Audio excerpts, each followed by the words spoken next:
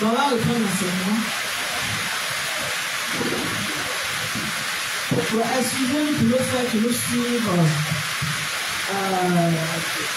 sur Internet.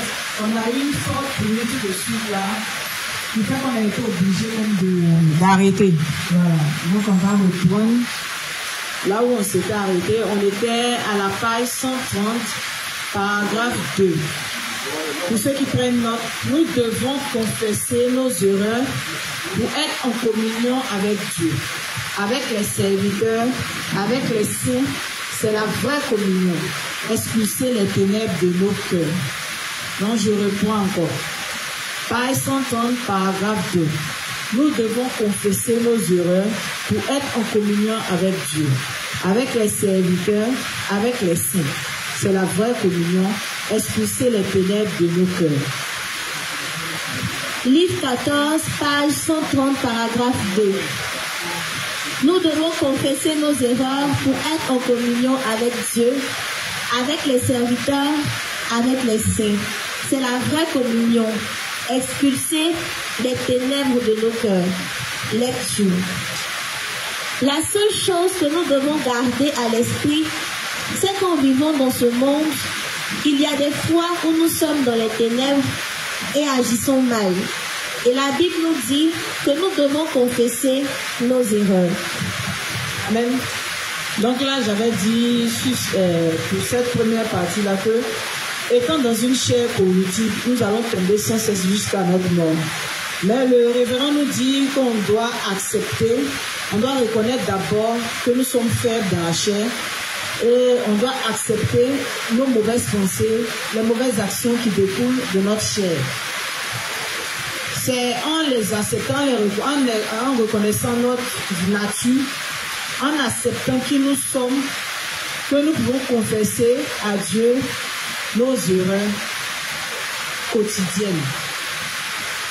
Pour tout dire, c'est lorsque nous savons que nous sommes faibles dans la chair, quand Satan vient nous culpabiliser par nos actes mauvais qu'on pose, on doit lui dire que Dieu nous a fait faibles. Voilà. Il a fait notre chair faible, raison pour laquelle on manifeste sans cesse ces péchés-là. Et on lui est reconnaissant du fait que par l'évangile de l'eau et de l'esprit, il a déjà payé le prix de tous ces péchés-là. Il les a pris sur lui lors de son baptême. Il a payé le prix de ces péchés-là et il nous a scellés du sceau du Saint-Esprit. Donc en faisant cela, en confessant notre foi devant Satan, nous le chassons. Amen. Donc on ne doit pas avoir honte des fautes que nous manifestons. Voilà. Quand on est devant Dieu, on doit les confesser. On ne doit pas se dire que tel péché, bon, je ne vais pas confesser tel péché parce que j'ai honte de ce péché. En vérité, quand on le fait, c'est parce qu'on se plaît dans ce péché-là, qu'on refuse de le confesser. Amen. Parce que quand on n'aime pas quelque chose, quand on se réexamine au regard de la parole de Dieu, quand on voit que ce qu'on est en train de faire n'est pas conforme à la parole de Dieu, Dieu nous demande de rejeter. Mais quand on refuse de rejeter, ça veut dire que quelque part, on se plaît dans la chose, on aime cette chose-là. Raison pour laquelle on ne veut pas que Dieu nous aide à nous défaire de cela. Amen. Je vais prendre un exemple simple. Par exemple, si nous sommes des fumeurs, on fume la cigarette. Quelque part, pour les fumeurs, ils disent que ça leur procure un certain plaisir, un certain bien-être, ça les apaise. Mais tout en les apaisant, en leur procurant ce bien-être-là, ce qu'ils oublient, c'est que ça les tue à petit feu. D'accord? Maintenant, vu que Dieu nous dit dans sa parole que tout ce que nous devons faire, nous devons le faire pour sa gloire. Donc, on veut chercher les intérêts de Dieu en toutes choses.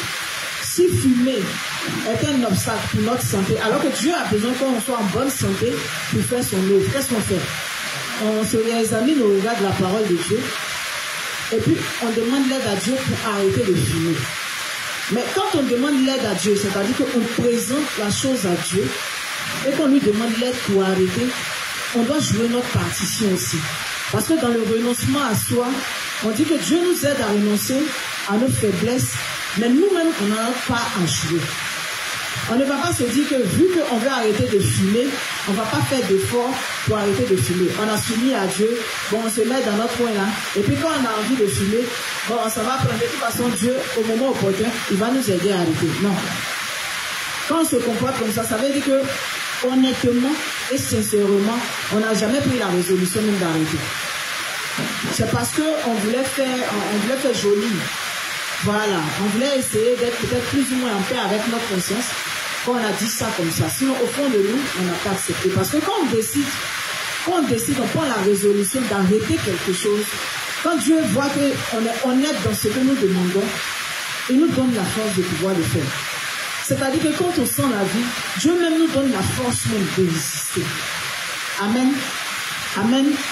Voilà. Donc, on ne doit pas se plaire dans les petites choses et puis dire que bon, ça c'est minime avec le temps. Bon, on ne remet pas à demain ce qu'on doit faire maintenant. Amen. Amen.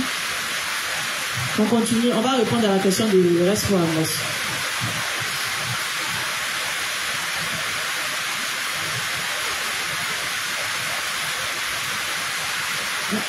Tu continues dans le truc d'abord, dans le livre d'abord, et puis après tu vas lire d'abord.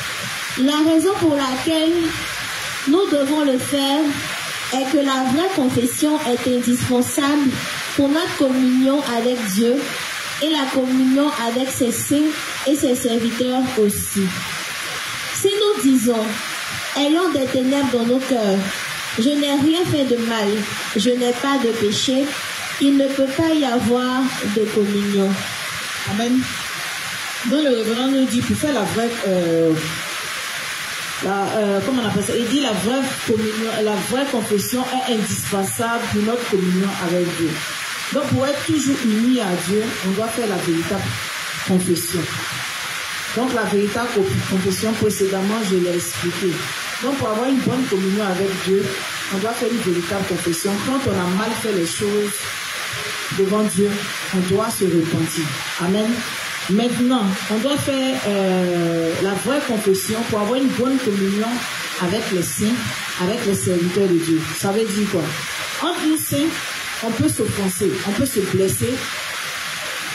Mais quand on reconnaît qu'on a fait du mal à notre frère, il est normal et il est important qu'on parte vers lui pour s'excuser. On doit demander pardon. Parce que demander pardon, le pardon a un poids. Le pardon a un effet thérapeutique. Quand tu as fait du mal à quelqu'un, que tu vas vers lui, tu lui demandes pardon, tu l'apaises. Et puis toi-même, tu t'apaises. Amen. Donc quand on sait qu'on a offensé un frère, directement le Saint-Esprit va nous mettre à cœur que ce qu'on a fait n'est pas bien.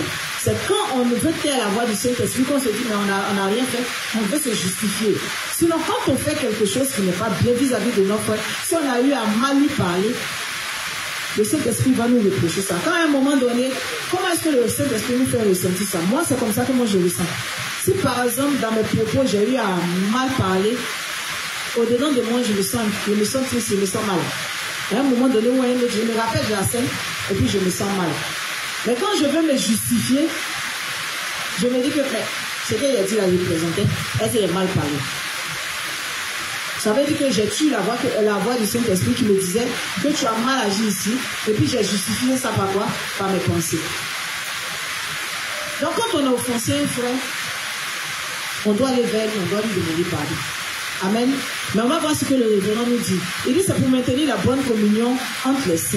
Mais il va plus loin et il nous explique comment est-ce que ça se passe. Laisse-moi moi pour répondre à ta question. Livre 14, page 131, paragraphe 1. Livre 14, page 131, paragraphe 1. La vraie communion parmi les saints. La vraie communion parmi les saints. Lecture. Donc, la vraie communion parmi les saints n'est possible que lorsque nous confessons nos erreurs commises les uns contre les autres. Amen. Donc quand on a fait des erreurs vis-à-vis de notre frère, on va se confesser auprès de notre frère. Amen. C'est pas moi qui le dis. Donc si tu sais au-dedans de toi que tu as offensé ton frère, si tu sais au-dedans de toi que vivant avec ta femme qui est juste, qui est ta soeur, si tu sais que tu l'as offensé, excuse-toi auprès d'elle, confesse-toi et puis demande-lui pardon. Amen. Amen. Après, quand elle va finir, je vais plus m'atteler sur le cas des couples. Parce que généralement, il y a beaucoup de choses quand on est en couple qu'on fait. Et puis, on tape l'œil dessus. Taper l'œil, ça veut dire que, bon, on s'en fout de ça, voilà. On balaie ça du revers de la main. D'accord? Donc, la vraie communion parmi les saints n'est possible que lorsque nous confessons nos erreurs commises les uns contre les autres.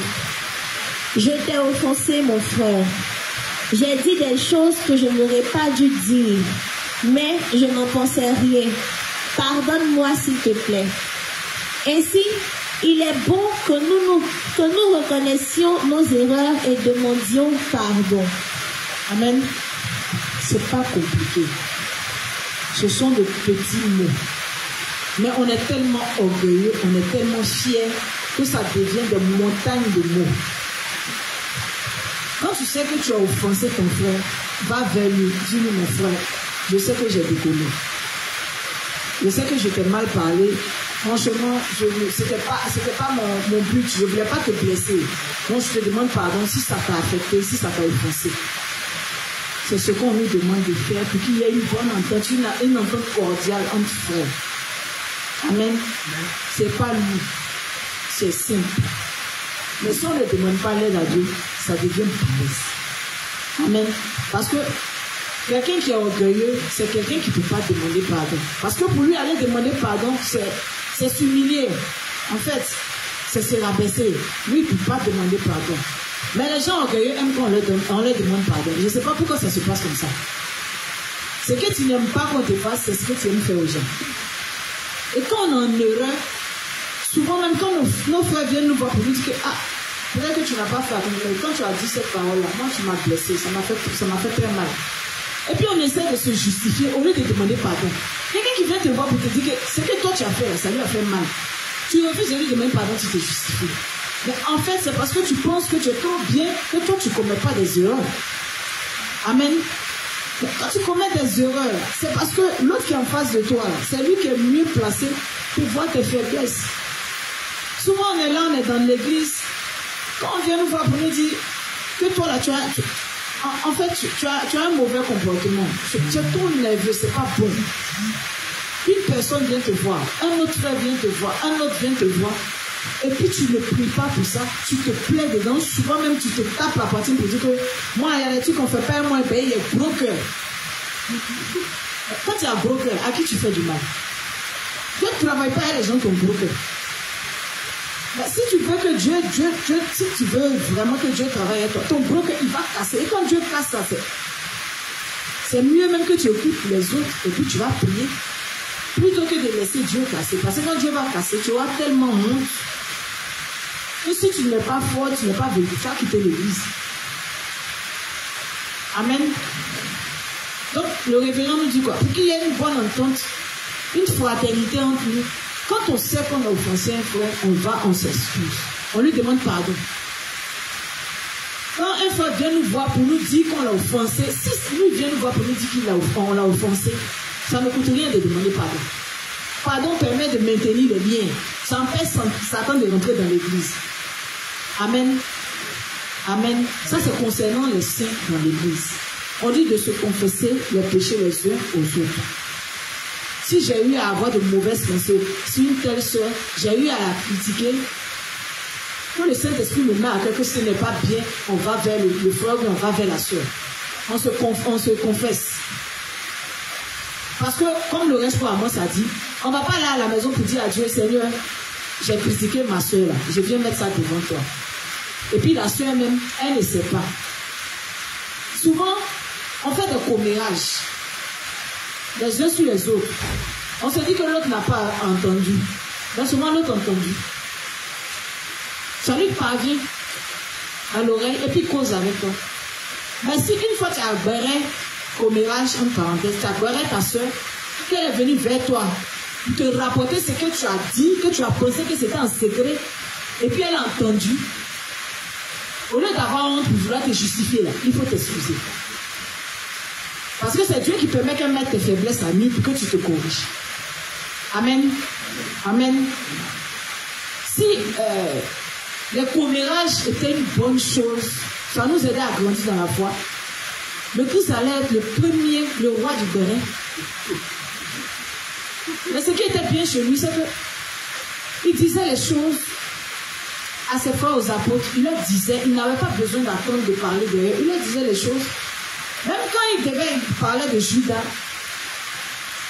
c'est-à-dire de façon, comment on appelle ça là, je peux dire comment, superficielle, il a dit à Judas que c'est Judas qui allait le trahir.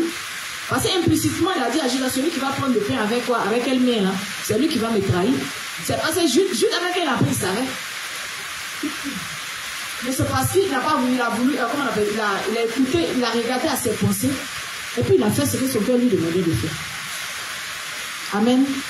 Donc, quand tu penses des choses qui ne sont pas vraies, ou bien souvent on peut regarder un frère, puis, comment on appelle ça là? Ne pas s'approcher de lui parce qu'on se fait une image de la personne. Mais une image qui n'est même pas vraie. Dans les 3 quarts du temps, c'est jamais vrai. Soit on peut voir, par exemple, Pasteur Fatou, et puis on a peur de s'approcher d'elle parce que dans notre tête, on se dit que c'est quelqu'un qui peut-être qui parle mal, peut-être quelqu'un qui est tôt, elle est orgueilleuse, elle est hautaine, elle est suffisante. Donc elle, on la met dans son coin. Mais quand tu penses ça de moi là, il faut te confesser ça. Le jour où il vient vers toi et puis je te salue, il faut me dire, ah voilà ce que j'avais pensé de toi. Mais vraiment, je n'irai pas. D'accord? Amen. C'est ce qu'il faut faire. Même si, souvent on est là et puis on est dans l'église, les serviteurs même souffrent.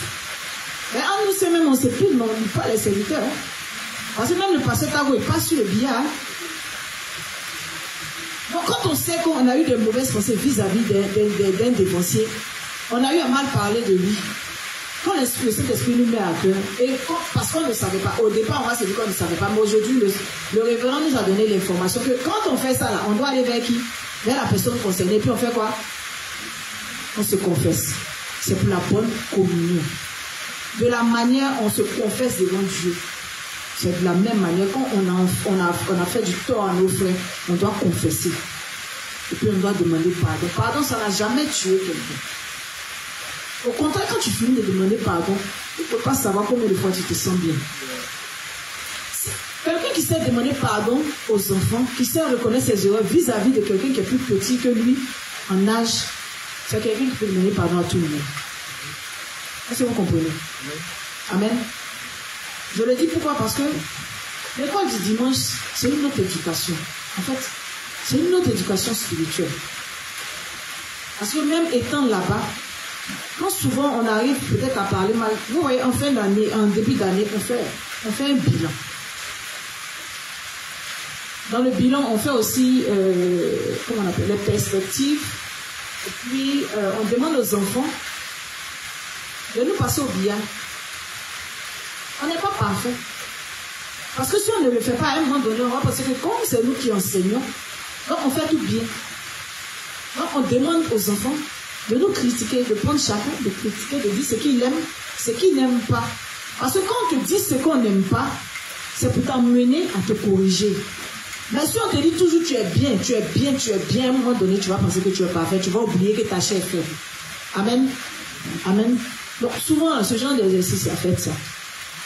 Si vous avez vos frères à la maison, même dans l'église, demandez-leur, qu'est-ce que je fais qui te plaît et qu'est-ce que je fais que tu n'aimes pas? Parce que je sais que je ne suis pas parfait. Amen. Même on le fait avec nos frères qui ne sont même pas encore nés de nouveau. Parce que moi, je le fais avec mes frères et soeurs. Souvent, je le fais à soi. Il y a eu une fois, ma petite soeur m'a sorti que moi, elle n'avait rien à me reprocher parce qu'elle trouvait que tout ce qu'elle faisait était bon. Elle dit non, c'est faux. Tu peux même me faire avoir le mur. Je suis désolée. Je ne suis pas parfaite. Donc, il y a des choses forcément que je te fais qui ne te plaisent pas. Mais si tu ne me le dis pas, je ne pourrai pas me corriger. Donc, je vais continuer dedans. Et puis, un jour, ça risque de provoquer un clash entre nous. Quand il dit un clash, une dispute. Voilà. D'accord? Donc, on doit apprendre, par la grâce de Dieu, à se confesser les fautes les uns aux autres. Amen. Ce n'est pas un principe qu'on a inventé, c'est un principe divin. Aimons-nous les uns les autres. Pardonnons-nous les uns les autres. Prions les uns pour les autres. Amen. Amen. Mais j'ai une question. Maintenant, si quelqu'un arrive à se dévoiler à une sœur, comment la sœur doit réagir? Est-ce que c'est normal que la sœur ait de la haine qui monte dans son cœur lorsque elle lit ou lorsque elle entend ce que la personne en face avait à lui dire. Quand elle va, parce que je pose une question qui n'est pas trop explicite. Quand elle va se confier, c'est-à-dire quoi? C'est-à-dire qu'elle a appris le principe, elle applique le principe envers une autre sœur. Maintenant, la sœur à qui on confesse là, la haine monte dans son cœur en fait. Parce que peut-être elle ne savait pas tout ce que sa sœur pensait ou disait d'elle. Et puis sa sœur vient se confesser. Dans ce cas-là, comment ça se passe? Amen. On est tous dans la chaîne, on a des émotions. Bon, moi je ne peux pas me dire que bon, Babi, quand il me voit à chaque fois, il sourit avec moi, il est heureux, il fait mine d'être heureux quand il me voit. Et puis Babi vient me voir après, il me dit que voilà ce que je pensais de toi, voilà. Au premier abord, en fait, il y a quelque chose qui va se passer parce que je suis un être d'émotion aussi. Donc, il y a quelque chose qui va se casser d'abord. C'est-à-dire que la manière que je voyais Babi d'abord, ça va s'effondrer un peu. Mais là, le fait qu'il soit venu se repentir, on ne regarde plus à nous-mêmes. Mais on regarde au fait que Dieu a dit que quand notre frère vient se confesser, quand tu vas continuer, il a dit quoi? Il dit, s'il vient vous demander pardon, que le frère il dit qu'il est tout en colère pour accepter son pardon, là, on doit continuer de lui demander pardon jusqu'à ce qu'il accepte. Poli. Ainsi, pas que vous pensez que c'est moi qui viens d'inventer ça. Ainsi, il est bon que nous reconnaissions nos erreurs et demandions pardon. Si l'autre partie trouve difficile de tolérer nos erreurs, nous devons demander pardon jusqu'à ce que la réconciliation arrive. Amen. La vraie réconciliation n'est possible que lorsque nous confessons nos erreurs et demandons pardon les uns aux autres. Amen. Amen. Donc je n'ai rien inventé. Voilà. Donc ça dépend de comment est-ce que la personne reçoit le choc de l'information que tu lui présentes. Si ça le blesse, permet qu'il soit blessé. Parce qu'au moment où tu faisais ça, tu étais heureux de le faire. Voilà. Donc si tu as pris du plaisir à le faire, accepte aussi qu'il est mal. Voilà, respecte sa douleur. Et puis continue de lui demander pardon tout en priant aussi. Parce que quand tu finis de te confesser auprès de ton frère, devant Dieu aussi, va exposer ça. Et puis demande l'aide à Dieu. D'apaiser le cœur de ton frère. Et puis toi aussi de te donner la force de sortir de ça. Amen. Amen. Voilà pourquoi on dit que quand on guérit là, moi on peut guérir un dénoncé. Son niveau de foi va faire que, bon, il va tolérer, il va passer l'éponge rapidement. Mais entre nous, c'est si tu t'en vas prendre quelqu'un qui n'est pas grand dans la foi, que tu as fait quelque chose qui le dépasse, c'est plus grand que lui-même sa foi. Ah, du courage, hein? Du courage. Ça dépend de tout un chacun. Il y a des gens qui pardonnent facilement. Il y a des gens aussi là. Donc pour ça là, ce que Dieu dit de faire, on va faire, c'est mieux. Maintenant, pour ceux qui disent que non, eux là, ils sont trop rancuniers là. On dit qu'il ne faut pas regarder à toi. Ce que Dieu demande de faire là. Il faut demander l'aide à Dieu. De te donner la force de pardon. Aussi quand Dieu te demander pardon. Amen. Amen. Même si la faute a été lourde à tes yeux, si Dieu te demande de pardonner, il faut pardonner. Parce que si c'est que nous on lui a fait là, il a pu nous pardonner. Qui sommes-nous pour ne pas nous pardonner? Amen. Toujours en pardonnant, on se rappelle que le Christ, tous ses péchés là, toutes nos faiblesses, il les a balayés. Donc on confirme sans cesse notre foi devant Dieu quand on fait la confession. Amen. Quand on confirme, c'est Satan qu'on vainc. Et puisque le principe dit que la parole de Dieu dit qu'on doit être unis, on doit s'entendre. Donc à cause de ce que la parole de Dieu a dit qu'on doit s'entendre, quand ton frère vient te demander pardon, il faut lui pardonner. Amen. Amen. Voilà. Maintenant, concernant les pécheurs. Les pécheurs sont des potentielles âmes qu'on doit amener à Dieu. Donc, quand on a offensé un pécheur, il est normal qu'on parte lui demander pardon. Pour lui montrer l'éducation qu'on reçoit de notre évangile. Parce que quand on est de nouveau, l'évangile nous éduque. Donc, quand on commence à marcher en conformité à la parole de Dieu, quand on demande à l'aide à Dieu de délaisser beaucoup d'erreurs, on marche en nouveauté de vie. On devient des modèles de foi. Un modèle de foi, c'est celui qui, même si un pécheur l'a offensé, il arrive à lui pardonner. À cause de quoi? L'intérêt de Dieu est de lui prêcher l'évangile pour le gagner à Dieu. Amen. Amen. Voilà. Donc ne soyons pas, comment on appelle ça, de mauvais exemples dans nos familles. Ne soyons pas de mauvais exemples dans nos quartiers. C'est pas parce qu'on est né de nouveau qu'on est devenu intelligent qu'à la maison, on va penser qu'on doit manquer de respect à tout le monde. Il y en a même, comme ils sont nés de nouveau, leurs parents sont encore pécheurs. Ils n'ont plus de respect pour leurs parents. C'est pas ce que la justice enseigne, non. Parce que si à cause de ton comportement, tu deviens une pierre d'achoppement, Dieu va te frapper. Amen. Amen. Donc si tu as offensé tes parents, tes frères qui ne sont pas encore nés de nouveau, tu dois leur demander pardon. Amen. Maintenant, concernant ce qui m'intéresse, dans les relations monsieur-madame, parce que c'est là-bas même où on fait beaucoup de dégâts. Et puis on se dit, bon, on tape le. Quand on a offensé sa femme, ou bien on a offensé son mari, on doit aller se confesser. Parce qu'avant d'être notre mari, il est notre frère d'abord. C'est notre frère juste.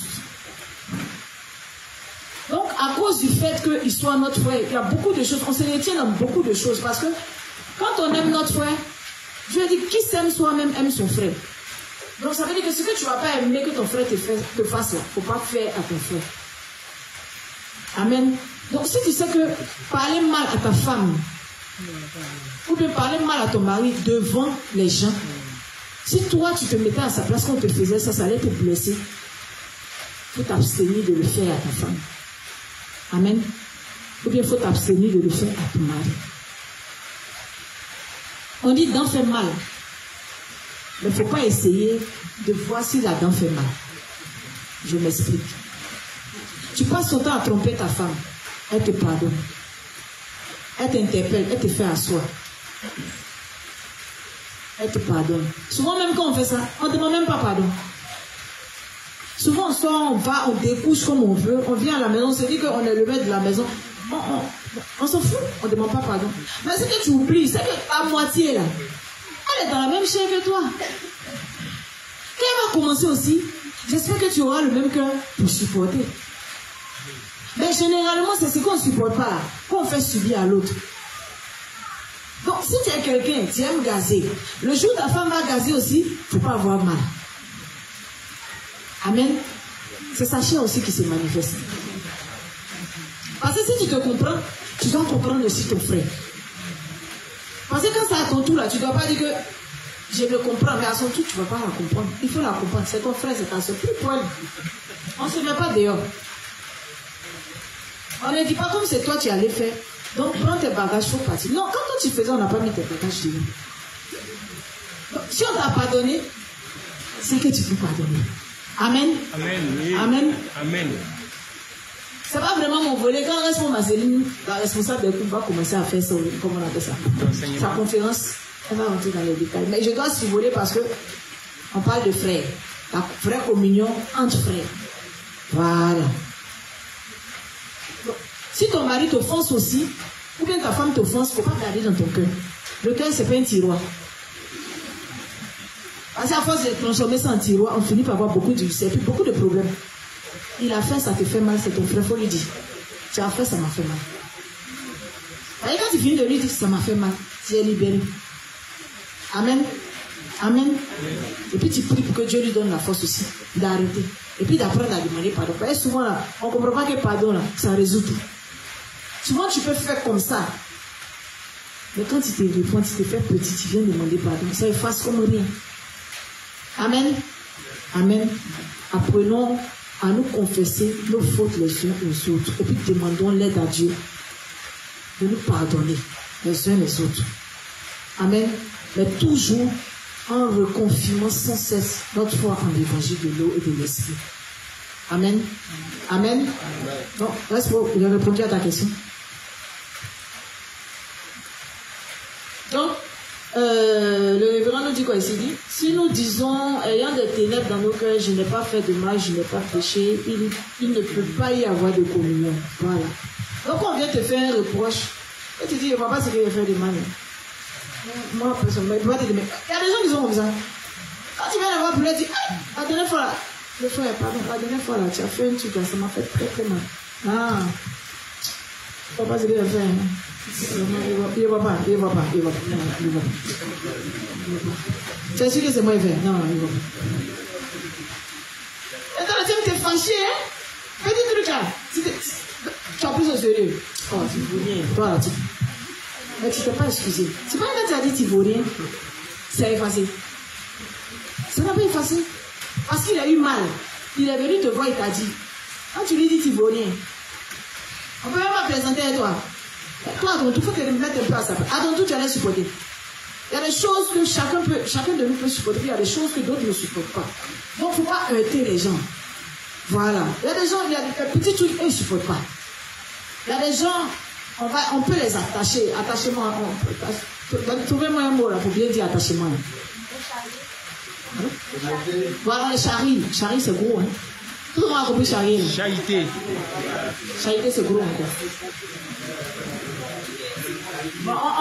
On peut se moquer, voilà, on peut se moquer, voilà, de certains frères. Ils vont prendre ça en fair play. Voilà, ils vont rigoler. Mais il y a des gens qu'on n'attache pas. Parce qu'ils n'aiment pas attachement. Donc, il ne faut pas aider sa sensibilité. Si tu dis qu'ils n'aiment pas, là, évite. Mais il y a des gens qui savent que tu n'aimes pas et puis ils disent que non, ils vont forcer avec le temps, il va changer. Quelqu'un qui n'aime pas quelque chose, pourquoi tu veux le forcer? C'est quoi? Tu es comme tu es, il est comme il est. Voilà pourquoi le chien il aboie, le lion il rugit. Mais ce n'est pas même les animaux là. Non, on est dans la même chair, mais chacun a ses trucs, chacun de nous a sa sensibilité. Chacun de nous a comment on appelle ça là, a ce qu'il peut supporter, a sa capacité de supporter les choses. Comme d'autres n'ont pas une grande capacité à supporter les choses. Il y a des gens, quand tu as fait ces dégâts, là, on se laisse. Hein. Il y a des gens aussi, on rigole et puis on passe dessus comme si de rien n'était. Voilà pourquoi il y a des gens que tu peux aider. Et puis le lendemain, ils vont causer toi comme si de rien n'était, ils ont parlé ça, tu devais être la même. Ils n'ont pas mis leur cœur dessus. Donc, simplement pour dire que quand on se heurte les uns les autres, on apprend à se demander pardon. Voilà. Et puis, on ne peut pas dire, je reviens encore dessus, on ne peut pas dire qu'on est juste, on est dans la maison avec un frère. Ça là, c'est un truc que je n'arrive pas à comprendre. Et puis, on est là, et puis, on ne parle pas avec ce frère, et puis, on déteste ce frère-là. On dirait, je ne sais pas. Moi, on vit dans la même maison que lui. Ou puis, on fréquente la même. Mais il m'énerve. La fille, elle m'énerve. Comment ton frère peut t'énerver comme ça? C'est quelque chose, en fait, que je n'arrive pas à comprendre. Parce que si tu as compris l'amour que Dieu a manifesté pour nous, tu ne peux pas détester son frère. Parce que tout va de... Est-ce que tu as pris l'ampleur de la grâce que le Seigneur nous a fait par l'évangile de l'eau et de l'esprit? Regardons-nous un peu. Quand on s'est mis dans notre confession de foi, on regarde qui nous étions et puis où on devait aller. Et puis Dieu dans son amour pour... Regardez comment on est méchant, on est mauvais, regardez ce qu'on est dans la chair. Quand on prend Marc 7, verset 20 à 23, tous les péchés qui sont cités dedans, c'est nous, hein. C'est notre reflet qui est là. Hein. Ne pensez pas que c'est de quelqu'un d'autre on parle. Hein. C'est notre reflet. Pour ceux qui disent que moi, il ne voit pas ce qu'il a fait. C'est nous. Mais Dieu n'a même pas regardé à ça. Il est venu. Il a pris tous nos péchés. Il s'est fait frapper, il s'est fait humilier. Il allait payer le prix de ses péchés. Et puis il nous a scellé du sceau du Saint-Esprit. À chaque fois qu'on se remémore de ça, de qui nous étions, et puis Christ nous a sauvés, je pense que ça nous empêche de faire plein de choses. Ça nous empêche de nous livrer à notre chair. Amen. Voilà pourquoi sans cesse on doit se remémorer de la grâce que le Christ nous a faite. Amen. Amen.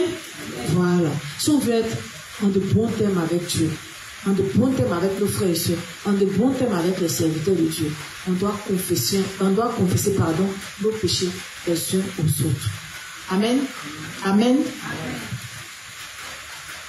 1 Jean 1 Jean, voilà, 1 verset 9. Je pense que c'est ça, monsieur. Voilà, 1 Jean, 1 verset 9. 1 Jean 1, le verset 9. Si nous confessons nos péchés, il est fidèle et juste pour nous les pardonner et pour nous purifier de toute iniquité. Amen. C'est pas moi qui le dis. Donc, faisons la confession de foi. C'est lui-même qui a dit de faire. Si nous confessons, il est fidèle et juste pour nous pardonner. Donc, quand on reconnaît nos erreurs, quand on vient présenter à Dieu, Dieu nous pardonne. Il nous pardonne parce qu'on a mis la foi en l'évangile de l'eau et de l'esprit. Donc, c'est de cette même manière, quand on suit la parole de Dieu, qu'on va confesser nos fautes les uns aux autres, Dieu intervient dedans. Donc, il permet que ça se règle. Amen. Amen. Pour ce principe-là, s'il y a des questions. La question en ligne. Vas-y. Il y a le juste Léopold Eddy qui dit la mère, si on demande pardon à notre frère, il continue toujours à se justifier. Dans ce cas-là, qu'est-ce qu'on doit faire? Amen. Donc le frère demande, si on demande pardon à notre frère, il continue à se justifier. Ça veut dire s'il ne reconnaît pas, qu'est-ce qu'on fait? Le principe nous dit quoi? Quand on fait la confession de foi, la troisième étape, on fait quoi? On dit on confesse les péchés de nos frères. Non? Hein? On cite non. Celui qui s'entête là, il n'est pas notre frère. Voilà. On fait ça, on fait, comment on appelle ça là? Son expiation. Et puis on demande à Dieu de lui donner la force de se repentir de sa mauvaise voie.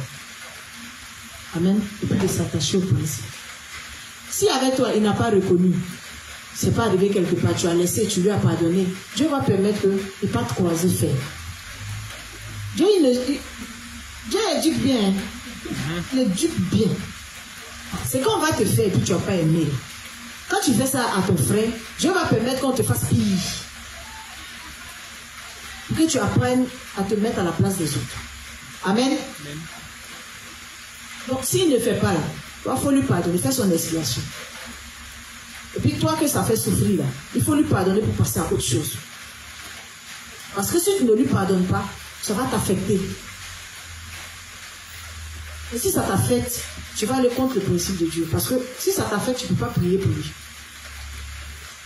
Amen. Amen. Si ça t'affecte, que tu ne veux pas laisser, tu ne pourras pas lui pardonner, tu ne pourras pas prier pour lui. Donc toi aussi, tu te mets en déphasage avec la parole de Dieu. Dieu dit de nous pardonner les uns les autres. Donc s'il n'est pas venu vers toi, toi, pardonne-lui. Amen. Toi, il ne faut pas te mettre, c'est-à-dire que si lui ne veut pas respecter le principe de Dieu, toi, il faut t'arranger pour respecter. Amen. Amen. Parce que celui qui ne respecte pas les principes, qui nous châtie mieux? C'est Dieu. On respecte les principes, Dieu nous bénit. Mais l'autre cas, c'est quand on ne respecte pas, c'est Dieu qui nous frappe. Voilà. Amen. Amen. C'est bon? Après une question.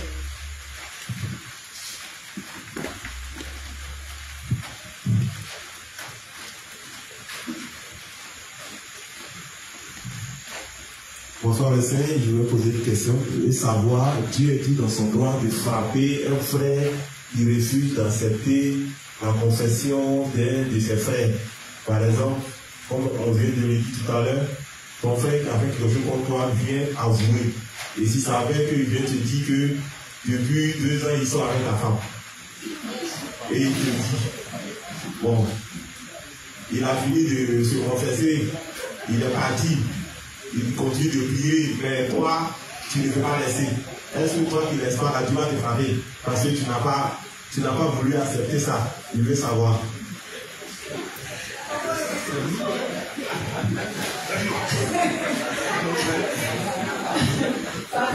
Vraiment, tu fais fort.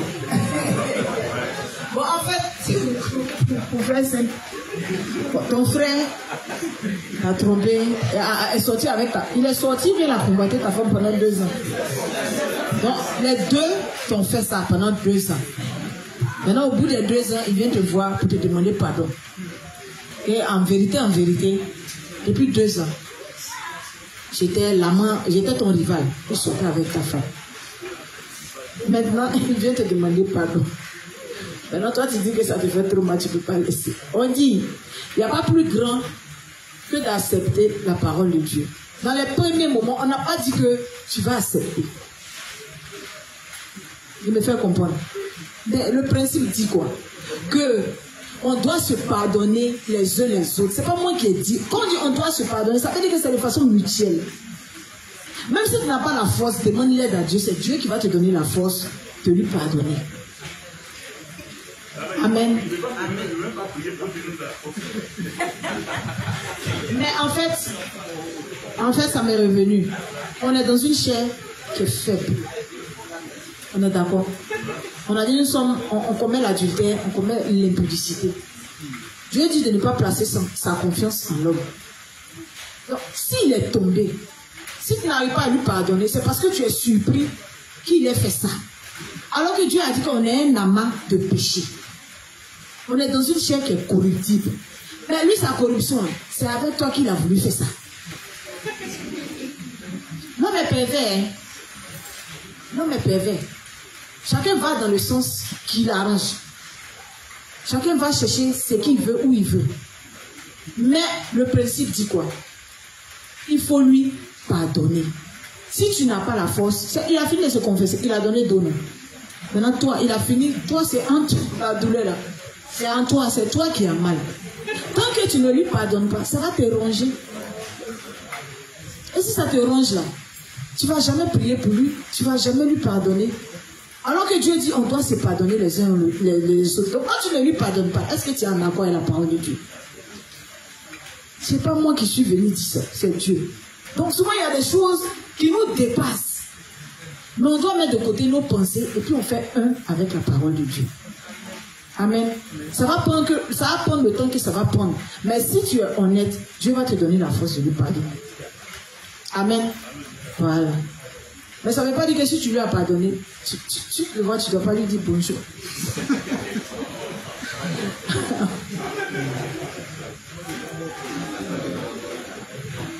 Parce que toi, tu te dis quoi? S'il est venu prendre ma femme, je ne pourrais jamais imaginer ça de lui. D'autant plus qu'il cause un monde. Donc s'il a fait ça, c'est parce qu'on est surpris qu'il ait fait ça. Alors qu'on dit que c'est un amas de péché. C'est quelqu'un qui est mauvais. C'est quelqu'un qui est pervers. Donc s'il est pervers, il peut aller sortir même avec ta fille. Aïe. On a des amis de nos papas qui nous ont dragués. Aïe. Ça fait quoi? Il y a des filles qui sont sorties avec les amis de leur papa.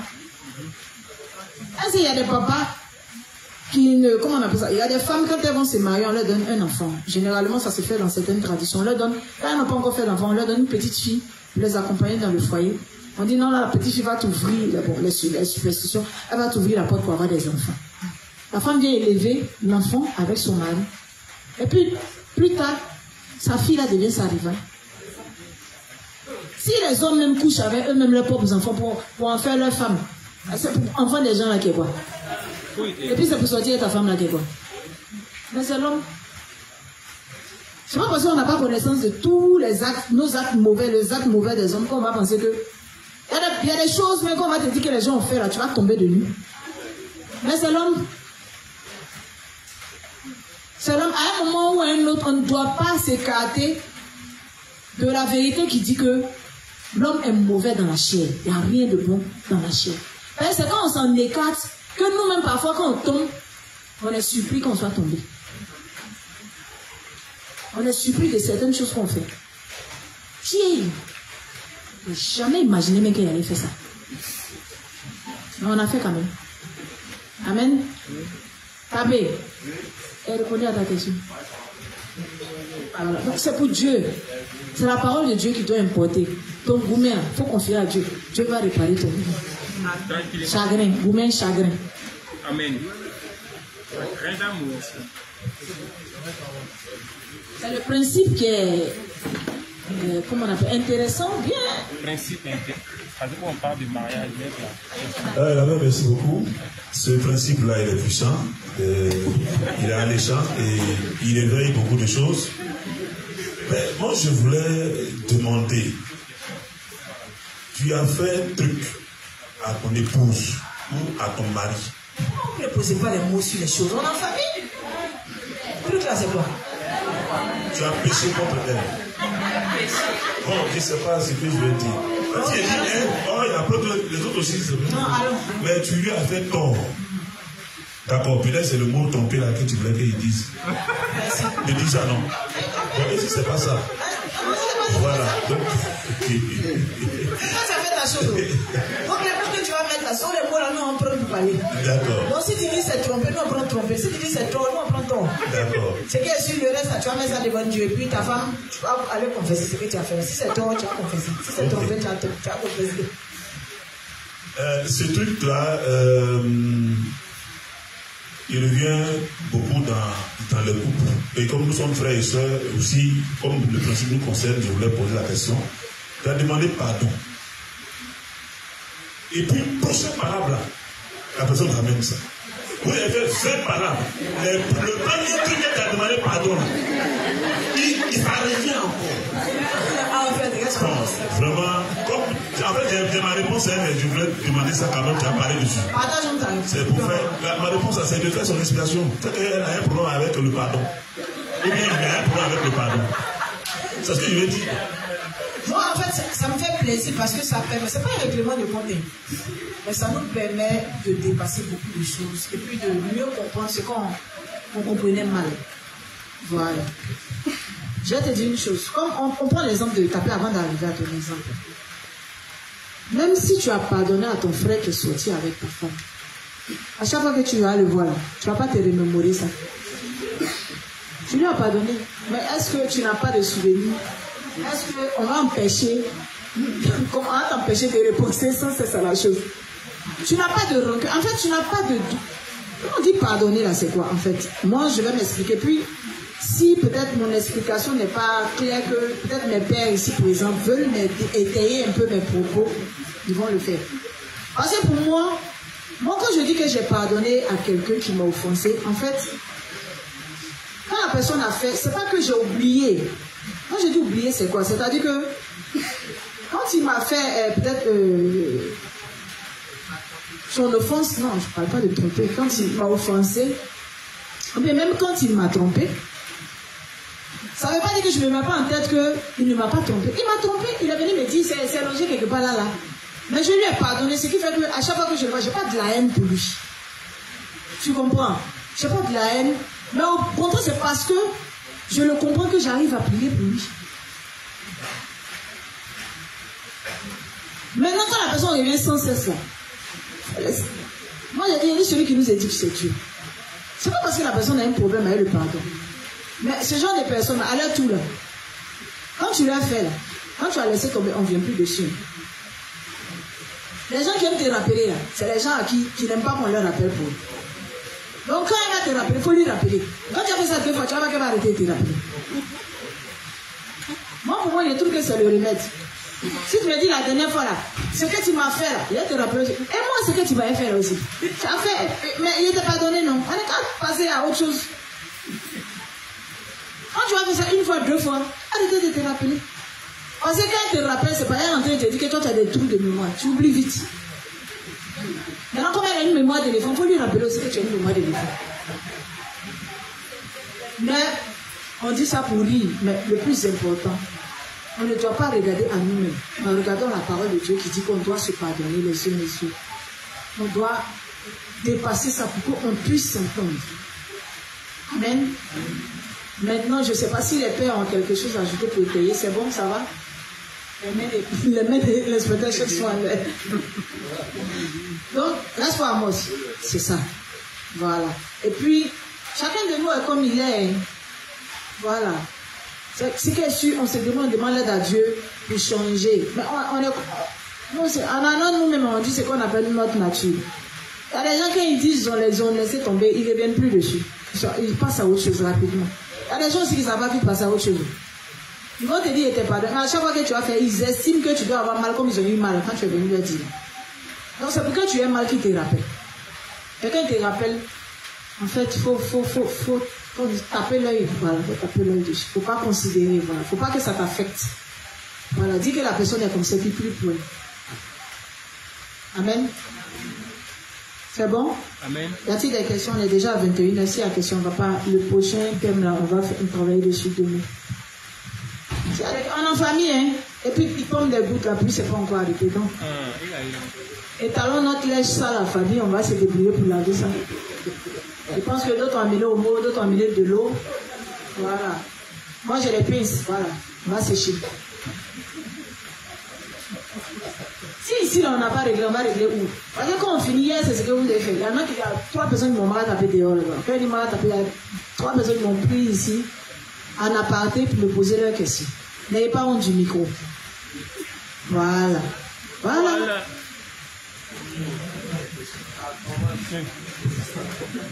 On a là. Préparez, posez les mots sur ce que vous voulez dire. Si vous avez compris, dites que j'ai compris. Si j'ai barré, dites j'ai barré. On a barré. Bonsoir, Pasteur. Bonsoir, monsieur. En fait, la question, c'est de savoir si, par exemple, il y a un frère ou une sœur avec qui tu te sens beaucoup plus proche, à qui tu confesses le plus souvent beaucoup de choses, pour ne pas que ça s'ébruite. Et puis, tu te rends compte que tout ce que tu lui dis, la personne sera rapporter ça. Tu vois un peu, non? Quand tu apprends ça, bon, tu es un peu choqué, tu fais son explication, ça passe. Mais si tu n'as plus le même comportement vis-à-vis de lui, c'est-à-dire que tu ne lui confesses plus les choses qui se passent dans ta vie, est-ce que tu fais mal alors que tu l'as pardonné? C'est confié, c'est pas confessé, c'est confié. Quoi, confier? Est-ce que tu fais mal alors que tu l'as déjà pardonné? Mais tu fais pas mal. Parce que quand tu te fais piquer par le serpent, même le verre de tête te fait pas. Bon, quelqu'un à qui tu es allé te confier, en oubliant que c'est un humain, il a des faiblesses. En fait, avant d'aller chercher ton confident, la main, tu t'es pas renseigné sur lui. Ah, tu t'es pas renseigné. Lui, en fait, il garde ton secret quand tu es devant lui. Sinon, quand tu donnes d'autres, c'est trop lourd pour lui, il doit partager avec quelqu'un d'autre. Non, qu'est-ce qu'il te donne? C'est parce que tu as oublié que c'est un amas de péché. Quand on dit nous tous on aime les commérages, c'est pas parce qu'on dit qu'il y a les rois des bérets. Il y en a qui se là, c'est extrapolé en fait. Sinon, tous on aime, même toi-même qui vas te confier à ton confident. Est-ce que le confident a même tu le béret pas? Tu le béret? Ou bien, voilà. Maintenant, quand tu sais que à lui, là, c'est comment on appelle ça? C'est un tonneau percé. Quand tu mets du vin dedans, ça coule. Tu mets plus le vin dedans. Tu dois chercher un autre tonneau. Ou bien, en attendant d'avoir un autre tonneau, bon, tu parles à Dieu. Dieu là, c'est le meilleur confident. Il ne fait pas copato. Dieu, il n'est pas commun, jamais. Et puis, si Dieu permet que tu entendes ça, c'est pour te dire que tu places trop ta confiance en l'homme. Dieu dit de ne pas placer sa confiance en l'homme. Voilà. Donc, si ça m'a dit, c'est pour que tu saches qu'il est humain comme toi. Donc, il faut lui pardonner. Mais demain encore là, c'est pas parce que tu lui as pardonné que tu dois venir t'asseoir encore pour lui confier ta vie. Sinon, demain, il va faire pire que ce qu'il a fait la précédente fois. Ça veut dire que tu ne tires pas le son de tes erreurs. Amen. Amen.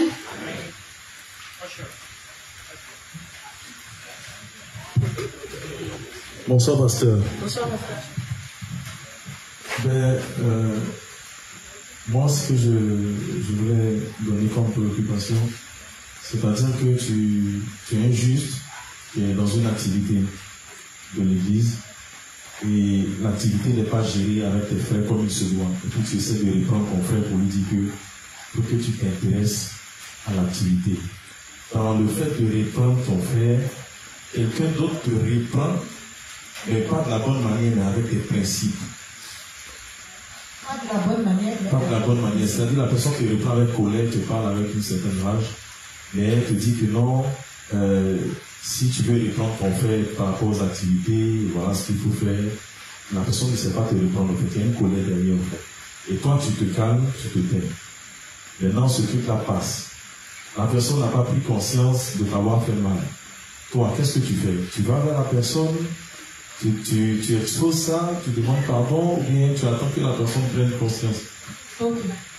Je vais rendre un petit témoignage, peut-être que ça va répondre. Vous savez,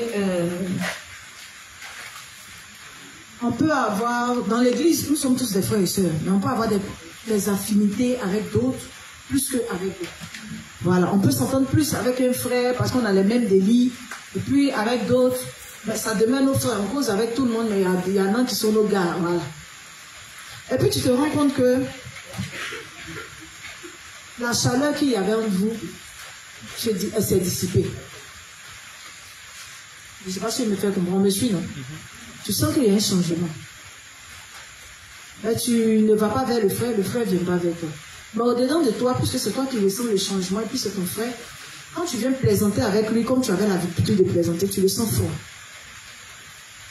Donc quand tu sens la chose, va vers ton frère, même s'il n'est pas venu vers toi. Moi, c'était comme ça. Donc j'ai commencé à sentir que c'était plus ça. Et ça m'affectait. Parce qu'au-dedans de moi, je me sentais triste parce qu'on avait des délits pas possibles. Donc moi, je me suis levée de moi-même. Je suis allée voir le frère. Je dis, avant d'entrer de jeu, avant de commencer, je te présente d'abord mes excuses. Je n'ai pas dit que je savais ce que j'avais fait, parce que je ne savais pas. Il dit, je te présente mes excuses. Peut-être que j'ai eu à avoir un comportement inapproprié avec toi. Donc je te demande pardon. Parce que souvent, j'ai des délits qu'on peut ne pas comprendre. Voilà, on peut mal interpréter. Moi-même, déjà, avant de commencer, je te demande pardon. Parce que j'ai remarqué que notre relation a pris un coup, et puis ça m'affecte. Voilà. Donc moi, d'entrée de jeu, je te demande pardon. Quand j'ai procédé comme ça, je t'assure que le frère s'est senti libéré. Et il m'a dit qu'en fait, moi-même, je voulais te faire des reproches, mais je ne savais pas comment faire. Donc, ne sachant pas comment faire, je voulais te laisser dans ton coin. À la longue, on allait se dire bonjour, bonsoir, mais on n'allait plus délirer ensemble. Parce que tes délits me faisaient mal. Tu vois? Et donc, quand il s'est libéré comme ça, il m'a dit, ça m'a fait plaisir. À la fin, il m'a dit, merci d'être venu vers moi et de m'avoir parlé. Quand il a fini, moi, je l'ai exhorté en même temps pour lui dire que non, tu sais, on est entre frères. On peut faire des choses sans s'en rendre compte. Voilà. On ne peut pas se rendre compte de tout ce qu'on fait. On peut se dire qu'on est en train de bien faire, mais en vérité, on est en train de mal faire. Donc, si je t'offense ou que je t'affecte, viens vers moi, viens me parler. Mais si tu ne me parles pas, que je ne me rends pas compte, on va perdre une belle amitié. Alors qu'on est dans l'église de Dieu, on est obligé de s'entendre. Donc, il m'a dit merci. Et puis, je lui ai dit, prochainement, dans ta vie, c'est-à-dire dans tes amitiés, dans ta vie de couple, dans toutes tes relations, si tu sens qu'il y a quelque chose qui ne va pas, quelqu'un t'a offensé, va vers lui. Va te vider. Quand tu te vides, ça te fait du bien. Parce que quand tu ne te vides pas, ça te détruit. Ça te rend rancunier, ça te rend amer. Tu vois? Donc, par ce témoignage, c'est à ta question que j'ai répondu. C'est toi que ça affecte. C'est toi que ça blesse. Donc, si tu ne vas pas vers lui, lui ne sait pas. Peut-être sa façon de te réprimander, lui, il se dit que c'est la façon adéquate. Mais si tu ne vas pas lui dire que, c'est vrai, tu peux me parler, mais ta manière de me parler, ça me blesse. C'est vrai que tu me donnes des conseils, mais tu me cries dessus, tu me blesses quand tu me donnes des conseils. Donc, pardon. Il faut essayer de changer ta manière de parler. Lui aussi, il va se répondre. Peut-être qu'il parle même sans s'en rendre compte. Il y a des gens qui crient sans s'en rendre compte. Et pour eux, c'est naturel. C'est comme ça qu'ils parlent. Mais toi qui reçois, c'est toi que ça affecte. Amen. Voilà. Donc, quand ton frère a une attitude ou bien une autre qui ne te convient pas, va vers lui. On dit d'aller vers lui. Parce que si c'est lui qui attend, vous n'allez plus vous parler. Mais tu ne vas plus lui parler. Il fait, il ne s'en rend pas compte. Et le mec, il vient te reprendre, il crie encore. Et il te reprend, il revient te reprendre, il crie encore sur toi. Hein? Comme si c'était son enfant. Non. Il ne fait pas attention. Et puis quand il finit de crier sur toi, il cause pas toi. Hein? H, il cause avec toi, non? Bon, pour moi, ça s'est passé une seule fois. Mais après, ça n'a pas causé avec toi. Ou bien il a fini de crier sur toi, il s'est mis dans son coin, il ne te parle plus. une fois, un bon moment, et puis après. Tu es parti vers lui, non? Ou bien lui, il est venu vers toi. Ou bien vous deux, vous avez laissé tomber. Tu n'as pas encore laissé tomber. H, va te confesser. Et si tu avais laissé tomber, là, je pense que le soir, quand tu allais parler, tu as dit, après ça, je suis parti long. Quelque temps après, je suis parti vers lui, je lui ai dit, et puis on a réglé le problème. On a réglé ton problème. Amen. Et souvent, on se dit que non, on a tapé l'œil, mais on attend le gars autour. Erreur, il a ouvert, il frappe. C'est franchement. Maintenant, quand il essaie de se demander, aïe, mais c'est quoi, il ne comprend pas ta réaction. La dernière fois, tu ne te rappelles pas. C'est maintenant que tu vas venir mettre ça devant lui. Hein, H, à régler tes problèmes. Hein? Tu ne savais pas. Aujourd'hui, le révérend vient de nous l'apprendre. On fait quoi? On met nos pensées de côté. Puis on marche selon la parole de Dieu. Amen.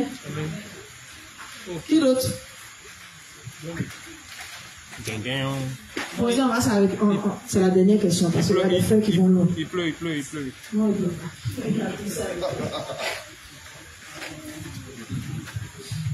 Bonsoir, pasteur. Bon, moi, je voulais savoir, quelqu'un qui t'a offensé une première fois au sujet de quelque chose que tu n'as pas aidé, tu lui as pardonné. Et puis, il fait ça une deuxième fois, troisième fois, quatrième, cinquième, la sixième fois. Tu continues de pardonner au bien sûr.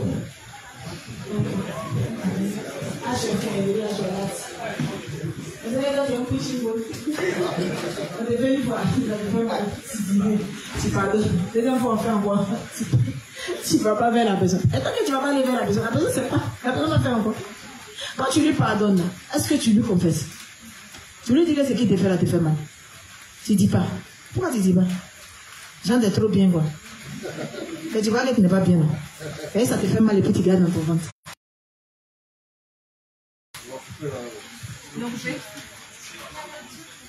Mais je peux continuer quand même. Puisque c'est la dernière question. Voilà.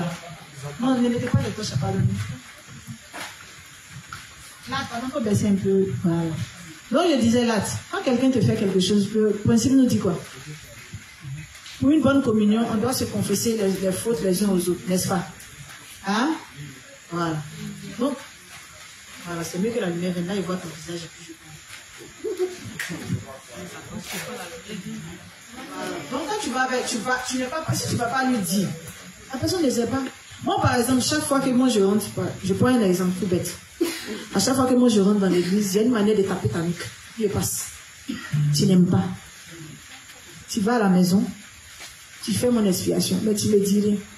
Le lendemain encore, il vient ta même nuque, il me tape dessus, et puis il passe. Parce que moi, ça me plaît de le faire. Moi, je trouve ça amical. Tu ne me dis rien. C'est que ça te plaît. Il vient encore, il tape ta nuque. À chaque fois qu'il vient taper. Si tu ne me dis rien, ça veut dire que ça te plaît. Tu veux que je dise quoi? Quand quelque chose ne te plaît pas, tu dis, ah, la main, si elle tape la main, pardon. Quand tu tapes ma nuque, ça me fait mal. Ah, tu n'aimes pas. Ah, d'accord, j'ai plus de faire. Mais si tu as fini de me dire qu'il y a mon tête à le faire, ça veut dire que moi, je cherche autre chose. Tu comprends? Il faut dire à la personne. Si tu ne dis pas à la personne ne sait pas. Elle se dit que c'est plaisant pour toi. Hein? Tu as un nouveau qui passe son temps à voler ton argent. Bon, elle a pris tes 10 000 aujourd'hui. Tu t'es rendu compte. Si tu m'as fait confession, Seigneur, il faut lui pardonner. J'ai voulu t'avoir laissé. Demain encore, elle vient prendre tes 10 000. Seigneur, il faut lui pardonner. Tu lui dis rien. Elle va se dire que, ah, mon chéri, c'est que c'est une manière de m'aimer qu'elle a là. C'est que quand on fait ça, il aime bien. Il a volé toujours ton argent. Parce que le jour, tu as me dit, tu as volé une fois. Hier, tu as volé. Je sais que tu as volé. Je n'ai pas aimé, hein. Non, c'est pas parce qu'il ne t'a pas dit que tu as pensé que j'ai aimé. Il faut arrêter de voler mon argent. Ça ne me plaît pas. Quand je lui ai dit, là, elle ne sait pas. Et même si elle veut voler, c'est qu'elle sait ce qu'elle cherche. D'accord? Amen. Voilà. Donc, il faut dire. La personne n'a pas lui dit. Elle dit, elle a fait 6 fois, 7 fois, beaucoup de fois. Elle lui dit. Et toutes les fois, là, tu as regardé. Tu as regardé, tu es rancunier.